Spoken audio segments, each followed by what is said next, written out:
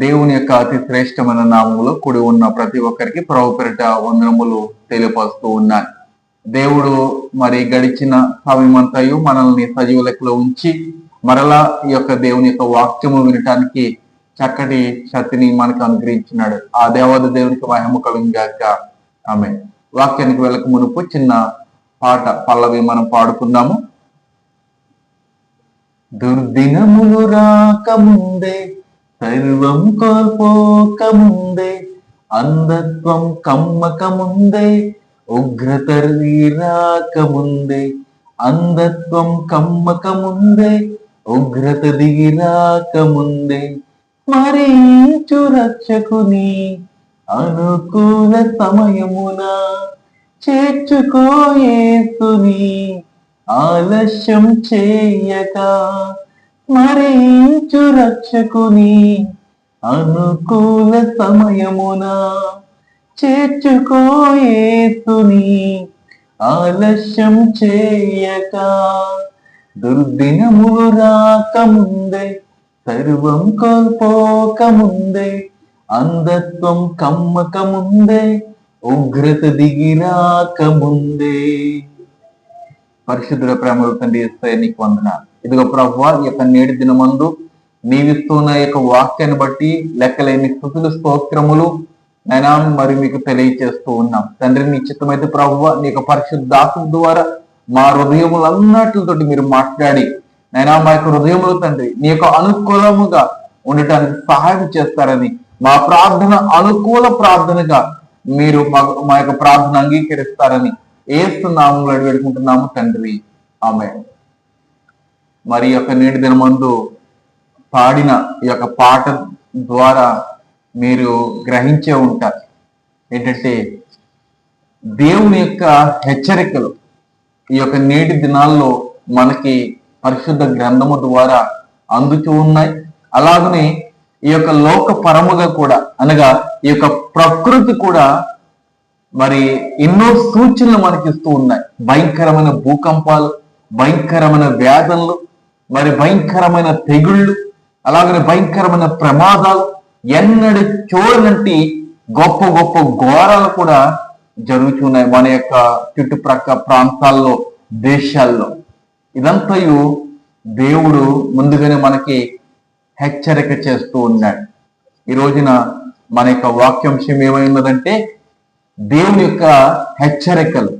దేవుని యొక్క హెచ్చరికలు, మనుషుని యొక్క హెచ్చరికలు ఆ దినమందే ఉంటాయి. దేవుని యొక్క హెచ్చరికలు అయితే ఏమండి దినదినము మనము చూస్తూ ఉన్నాం. మరి ప్రభు యొక్క రాకడ సమయంలో ఈ లోకము మరి భయంకరమైన పరిస్థితుల్లో ఉంటారు.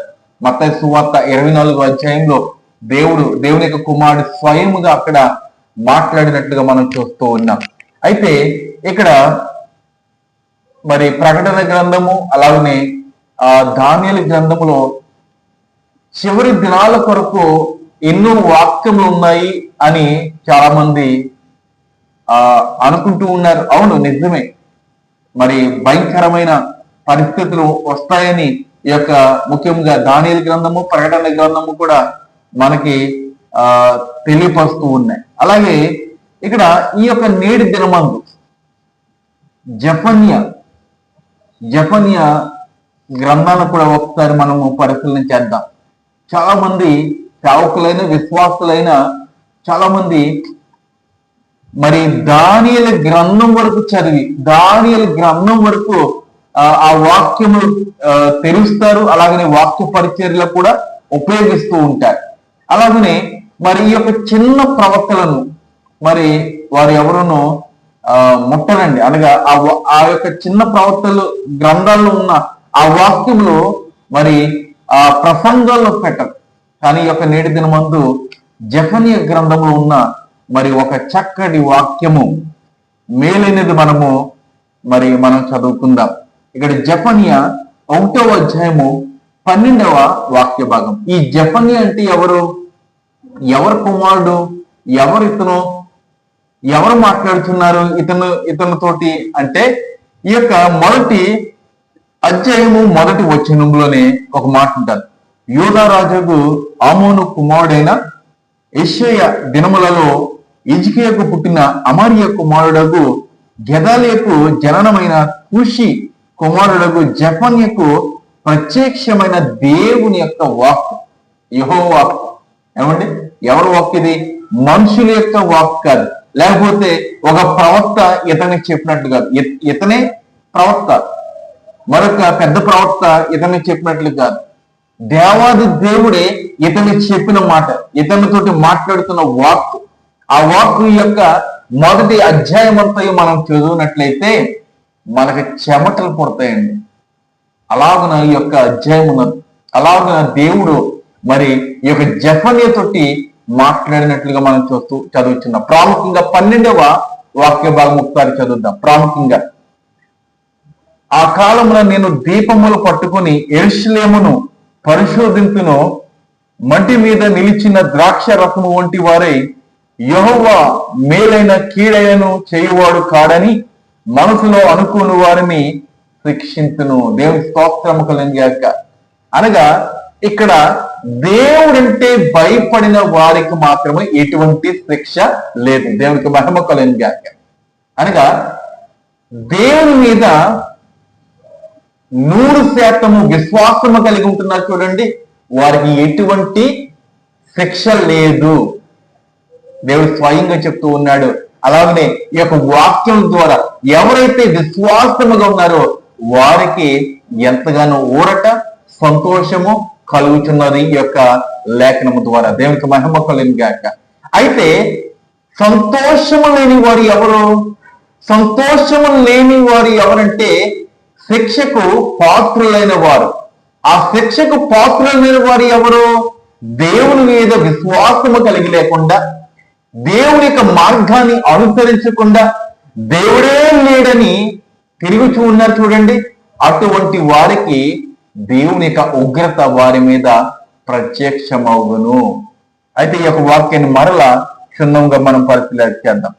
ఆ కాలమున, ఆ కాలం అంటే ప్రభు యొక్క రాకడ సమయంలో, ఏమండి, ఆ కాలమున నేను దీపములు పట్టుకుని యెరూషలేము పరిశోధించును. దీపములు అంటే దేవుని యొక్క వాక్యము. ఆ వాక్యం ద్వారా, ఆ వాక్యంలో వారు ఏ రీతిగా ఉన్నారు? ఏమండి, ఈ యొక్క దావీదు కీర్తన మొదటి అధ్యాయంలో దేవుని యొక్క ధర్మశాస్త్రము ఆనందముతో దివారాత్రము ధ్యానించేవాడు ధన్యుడు, అతడు నీటి కాలువల యొరన నాటబడిన మొక్క వలె ఉంటాడు, అతను చేయనంత ప్రతి పనియు సఫలం చేస్తానని దేవుని యొక్క వాక్యము తెలియజేస్తున్నది. అయితే ఆ వాక్యములో ఉదక స్నానం చేస్తూ ఉన్న వారిని దేవుడు ఏమీ చేయడు. వాక్యం ద్వారా వారిని మరి తేటపరుస్తాడు, అనగా వారిని పరీక్షిస్తాడు వాక్యం ద్వారా. ఈ యొక్క వాక్యమే ఆ న్యాయస్థానం ఎదుట మనకి ఆ యొక్క 2 పలకల రూపంలో కనబడతారు. అనగా ఆ 10 ఆజ్ఞలు, ఆ 10 ఆజ్ఞలను బట్టి వీరు జీవిస్తున్నారా, ఆ 10 ఆజ్ఞలు ఉన్న ఆ వాక్యాలను బట్టి వీరు జీవనం కొనసాగిస్తున్నారా లేదన్నది దేవుడు పరిశీలన చేస్తాడు. ఈ యొక్క దీపములో, అనగా దేవుని యొక్క వాక్యము ద్వారా వారిని పరిశీలన చేస్తాడు. దేవుని యొక్క వాక్యము అగ్ని వంటిది, అగ్ని ద్వారా ఆయన పరిశీలన చేస్తాడు. కనుక ప్రియ బిడ్డలారా, ఇంకను ఆ వాక్యాన్ని మనం చదువుదాం. మట్టి మీద నిలిచిన ద్రాక్ష రసం వంటి వారై, ఏమండి, మత్తులైన వారు, ద్రాక్ష రసము తీసుకుంటున్న వారు మత్తులైన వారికి, అలాగనే యెహోవా మేలులను కీడులను చేయువాడు కాడని మనసులో అనుకున్న వారిని శిక్షించును. ఏమండి, ఈ యొక్క ద్రాక్ష రసము అనగా మద్యము వెర్రితనము పుట్టిస్తారు, వెర్రితనము కలిగి చేస్తూ ఉంటది. ఆ మద్యానికి సాదృశ్యం ఏంటంటే సాతాను యొక్క క్రియలు చేస్తున్న వారికి, ఏమండి, దేవుడు లేడు, దేవుడు ఏ కార్యము చేయడు, ఏ కీడు చేయడు, ఏ మేలు చేయడు అనుకున్న వారిని దేవుడు శిక్షిస్తూ ఉన్నాడు. దేవుని యొక్క వాక్యం వింటున్న సహోదరుడా, దేవుడు లేడని ఇంతవరకు నీవు జీవిస్తున్నావా? దేవుడు ఉన్నాడు కాబట్టి ఆయన యొక్క జీవాయువు నీలో ఉన్నది. ఏమండి, నేను మందులు వేసుకుంటున్నాను కదా, నేను ఆహారం తింటున్నాను కదా, నేను చికెన్లు మటన్లు ఇవి తింటున్నాను కాబట్టి నేను బలముగా ఉన్నానని నీవు అనుకుంటున్నా. ఆ బలం ఇచ్చేవాడు ఎవరంటే ఆ దేవత దేవుడు. ఏమండి, ఆ దేవత దేవుడు. కనుక ప్రియ బిడ్డలారా, నీ బలము ఒట్టిది. నీ బలం బట్టి నీవు నిలవలేదు. నీ బలం బట్టి నీవు ఊపిరితోటి ఉండలేదు. దేవుని యొక్క ప్రేమను బట్టి నీవు యొక్క దినమందు సజీవ లెక్కలో ఉన్నావు. దేవునికి మహిమ కలుగును గాక. అలాగనే ఈ యొక్క వాక్యానికి అనుసంధానముగా మనము మరొక వాక్యాన్ని కూడా మనము పరిశీలన చేద్దాం. ఇక్కడ ఆమోసు గ్రంథంలో కూడా చక్కటి మాట ఉన్నది. 6వ అధ్యాయము మొదటి నుంచి మనం చదువుకుందాం. సియోనులో నిర్వాచారముగా ఉన్న వారికి శ్రమ. దేవునికి మహిమ కలుగును గాక. సియోనులో అనగా ఈ యొక్క దేశంలో, ఈ యొక్క ప్రాంతంలో, దేవునికి సన్నిధానంలో నిర్లక్ష్యముగా ఉంటున్న వారికి శ్రమ. ఏమండి, ఎప్పుడును దేవునికి వాక్యం అంటే నిర్లక్ష్యము చేయొద్దండి. దేవునికి మందిరం అంటే నిర్లక్ష్యం చేయొద్దండి. చేతులెత్తి బ్రతిమాలుకుంటున్నాను. ఎందుకంటే అపోస్తలుడైన పౌలు కూడా తెలియని జనాంగానికి దగ్గరికి వెళ్ళి ఆయన బ్రతిమాలుకున్నాడు. ఎందుకని బ్రతిమాలుకున్నాడు? ఆయన కలిగిన విశ్వాసాన్ని బట్టి వీరు కూడా విశ్వాసము కలిగి ఆ ప్రభు సన్నిధిలో అనగా ఆ పరలోక రాజ్యంలో వీరందరూ ఉండాలి. వీరు నరకాగ్నిలో పడిపోకుండా ఉండకూడదని ఆయన ఆలోచన చేస్తున్నాడు. కాబట్టి ఆయన అన్య జనుల దగ్గరికి వెళ్ళి అనగా తెలియని జనుల దగ్గరికి వెళ్ళి కూడా ఆయన బ్రతిమాలుకున్నాడు. అయ్యా, మీరు నమ్మండి, ప్రభు నమ్మండి అని బ్రతిమాలుకుని ఉన్నాడు. ఈ యొక్క నేటి దినమందు కూడా దేవుని బిడ్డారా, ఈ యొక్క ప్రాంతంలో నివసిస్తూ ఉన్న సహోదరులారా, దేవుని యొక్క మందిరంలోకి వెళుతున్న సహోదరులారా, విశ్వాసముగా లేకపోయినట్లయితే మనకు శిక్ష దేవుడు ఇస్తాడు. జాగ్రత్త. ఈ రోజున చాలా మంది ఏమండి వెళ్తారు, దేవునికి మందిరానికి వెళ్తారు, కానీ నిర్లక్ష్యంగా వెళ్తారు. ఇప్పుడు ముగింపు సమయానికి వెళ్తారు. ఏమండి, ముగింపు ప్రార్థనకి వెళ్తారు. నేను వచ్చేసానని అటెండెన్స్ వేసుకుని వచ్చేస్తారంతే. అలా కాదు. క్రైస్తవుడి యొక్క జీవితము, విశ్వాసము అలాగిన ముగిసిపోకూడదు, నిర్లక్ష్యముగా ఉండకూడదని దేవుడు మరొకసారి హెచ్చరిస్తున్నాడు. సమ్రోను పర్వతముల మీద నిశ్చితముగా నివసించే వారికి శ్రమ. ఇశ్రాయేలు వారికి విచారణకర్తలై జనములలో ముఖ్య జనమునకు పెద్దలైన వారికి శ్రమ. ఏమండి, పెద్దలైన వారికి శ్రమ. ఎందుకంటే వారు ఆలోచించే జ్ఞానం ఉన్నది, కానీ దేవుని యొక్క సన్నిధానంలో ఆలోచించటం లేదు. లోకపరముగా ఆలోచిస్తూ ఆ లోకాన్ని సంఘంలోనికి పెడుతూ ఉన్నారు. సంఘంలోనికి ఆ రాజకీయాలు చేస్తూ ఉన్నారు. అటువంటి వారికి శ్రమ. దేవునికి వాక్యమే తెలియజేస్తున్నది. ఒక నాయకులుగా లేకపోతే ఒక పెద్దలుగా దేవునికి సన్నిధానంలో చలామణి అయిపోవచ్చని, లేకపోతే ఆ యొక్క దేవునికి సొమ్మును ఏ రీతిగా వాడుకొచ్చని నీవు అనుకున్నట్లయితే నీకు శ్రమే. జాగ్రత్త. దేవుడు ఈ యొక్క నేటి దినమందు ఈ వాక్యం ద్వారా నేను హెచ్చరిస్తూ ఉన్నాడు.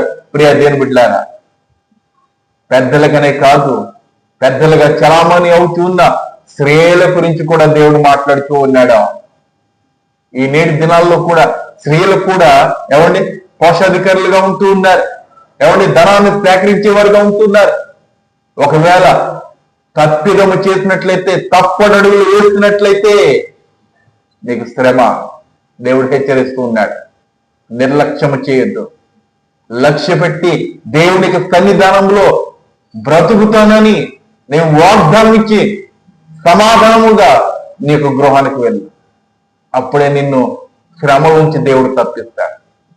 మరలా మరొక వాక్యం చదువుకుందాం. ఇర్మియా గ్రంథంలో కూడా ఈయన పెద్ద ప్రవక్త.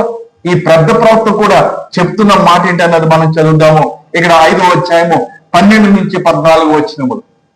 ఇక్కడ మనము చదివినట్లయితే 5వ అధ్యాయము 12 నుంచి, వారు పలుకువాడు యెహోవా కాడనియు ఆయన లేడనియు, కీడు మనకు రాదనియు, ఖడ్గములైనను కరువైనను చూడమననియు ప్రవక్తలకు గాలి మాటలు పలుకుదురనియో ఆజ్ఞ ఇచ్చివాడు వారిలో లేడనియో. ఇక్కడ ప్రవక్తలు లేరు, దేవుడు లేడు, దేవునికి ఆజ్ఞలు రావు, దేవునికి మాటలు రావు, ఏమీ లేదు. మన పని మనం చేసుకుందాము, మన జీవితము మనం జీవిద్దామని వెర్రిగా జీవిస్తూ ఉన్నారు. ఇక్కడ 14వ వచనంలో దేవుడు హెచ్చరిస్తున్నాడు, కావున సైన్యములకు అధిపతి అగు దేవుడు నాకు యెహోవా ఇలాగూ సెలవు ఇచ్చుచున్నాడు, వారు ఈ మాటలు పలికినందున నా వాక్యము వారిని కాల్చినట్లు నీ నోట వాటిని అగ్నిగాను ఈ జనమును కట్టెలుగాను నేను చేసేదను, ఇదే యెహోవా. ఎంత ఉగ్రతతో ఉన్నాడు చూడండి దేవుడు. ఆ దినాల్లో కాదండి, ఈ దినాల్లో, ఆ దినాల్లో ఉన్న వారి కంటే ఈ దినాల్లో అధికముగా ఉన్నారు. ఏమండి? అధికముగా ఉన్నారు. ఆ దినాల్లో అయితే వెంటనే దేవునికి శిక్ష వచ్చేసేది, కానీ ఈ యొక్క దినాల్లో అయితే మన పక్షముగా ప్రభు ఉండి అతను మారతాడండి అని మన పక్షముగా ఆయన నిలబడి విజ్ఞాపన చేస్తూ ఉన్నాడు. ఈ నేటి దినాల్లో ఎంతో మంది సేవకులు హెచ్చరిస్తున్నా కూడా బుద్ధి మార్చుకోవడం లేదు. ఏమండి? బుద్ధి మార్చుకుని సరైన క్రమంలో ఉండలేని స్థితిలో ఉంటూ ఉన్నారు. దేవుడు మరలా ఈ దినమందు హెచ్చరిస్తూ ఉన్నాడు. ప్రియ దేవుని సహోదరులారా, మన యొక్క సంఘంలో, మన యొక్క ప్రాంతంలో ఇలాంటి వారు ఉన్నప్పుడు ఇలాంటి వాక్యంలో వారు కూడా తెలియజేయాలి, వారికి చేరవేయాలి. ఈ యొక్క ఛానల్ ను ఫాలో అవుతున్న వారు ఎంతో మంది ఈ యొక్క వాక్యం కూడా ఇతరులకు చేరవేస్తున్నారు. ప్రత్యేకంగా మీకు వందనాలండి. మిమ్మల్ని దేవుడు దీవించింది కాక ఈ నేటి దినమందు చెప్పబడిన ఈ వాక్యము కూడా అనేకులను మార్చే రీతిగా దేవుడు మార్చును గాక. ఆమె ప్రార్థన చేసుకుందాం. పరిశుద్ధుల ప్రేమల కంటే యేసయ్య నీకు వందనాలు. ఇదిగో ప్రభు యొక్క దినమందు ఇచ్చిన చక్కటి వాక్యాన్ని బట్టి నీకు వందనాలు. ఈ యొక్క హెచ్చరికలు బట్టి ప్రభువ మా మనసులను, మా యొక్క బుద్ధి మార్చుకుని నీకు వివేకముగా నీకు విధేయత కలిగి జీవించడానికి మాకు సహాయం ఇచ్చిండి అయ్యా. ఇదిగో ప్రభువ నేను ఆ యొక్క పరిచయం దినదినము ఆశీర్వదించండి ప్రభు. ఈ పరిచర్య ద్వారా ఎంతో మంది లోకములో ఉన్న వారిని మరి నీలో నిలబెట్టడానికి మాకు సహాయం ఇచ్చేయండి ప్రభు. ఎన్నో శోధనలు వస్తున్నాయి, ఆ శోధనలు కూడా అధిగమించి ప్రభు నీ యొక్క పరిచర్యలో ఇంకనూ ఘనమైన సేవ చేయడానికి సహాయం చేస్తున్నాడు ఇస్తూ ఉన్నాం. నిశ్చితమైతే ఈ యొక్క సమయం మందు ప్రార్థనలు ఏకీపిస్తున్నా ప్రతి ఒక్కరిని దీవించండి, ఆశీర్వదించండి. దూరదేశంలో ఉన్నవారు, ఆయా దేశాల్లో ఉన్నవారు ప్రభు ఇదిగోనైనా ఇజ్రాయెల్ దేశాన్ని సమాధానపరిచినది నీకు వందనాలు ప్రభువ. నేను ఇంకను ఆ దేశానికి ఎటువంటి మరి యుద్ధాలు జరగకుండా ప్రభువ సమాధానము దయచేయండి. అలాగే ప్రభువ మరి ఇంకా ఎవరైతే ప్రయాణకాలం ఉంటున్నారో, అలాగే ప్రభు ఎవరైతే అనారోగ్యంలో ఉన్నారో, ఎవరైతే ప్రభు ఉద్యోగంలో ఉన్నారో ప్రతి ఒక్కరిని దీవించి ఆశీర్వదించండి నాయన. నిశ్చితమైతే మరలా మేమందరము ఈ రీతిగా కలిసి ప్రార్థించిన యోగ్యత భాగ్యత మాకు అనుగ్రహిస్తారని నజరేయుడైన యేసు నామములో ఈ కొద్ది విన్నపలని వేడుకుంటున్నాము తండ్రి. ఆమేన్.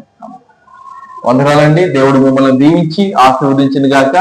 ఆమేన్. మరలా రేపటి దినమందు ఈ యొక్క వాక్యం ద్వారా మనము దేవుని నామంలో కలుసుకుందాం. అంతవరకు దేవుడు మిమ్మల్ని దీవించి ఆశీర్వదించింది గాక. ఆమేన్.